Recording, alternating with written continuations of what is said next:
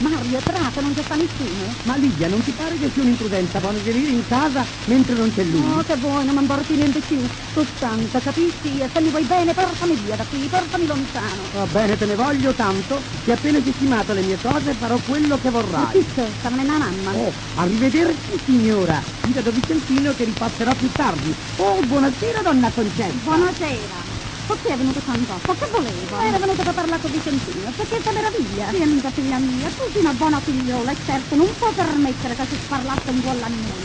Prova non è che fa licenziare Vicentino dall'ufficio.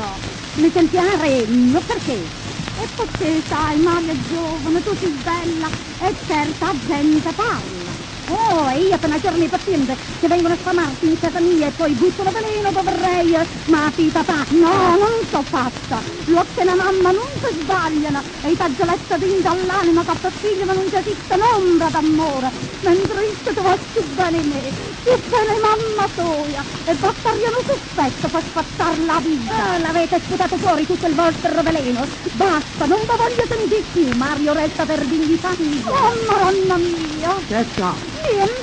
È stata che mamma tua ti credi in diritto in turvia. È stata che tu stanca e che ti muovo bene a scegliere tra me e te, a casa tua non ti accusta più. Oh, sai, non può dire, tu capita, ma casa tua marita, tu credi con manna. E vuoi capire tutta casa mamma, ma non la ci va a pussare, ma è come mamma già sparta, mamma povera. E tu puoi fare la chiacchiera, ma vuoi sempre con te.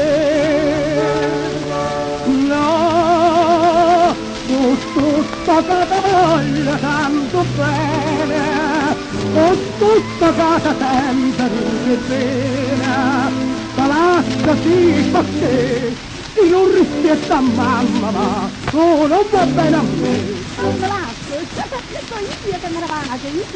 Ma allora tu non mi va bene? E perché? E non ti faccio mancare niente, non ti faccio desiderare niente.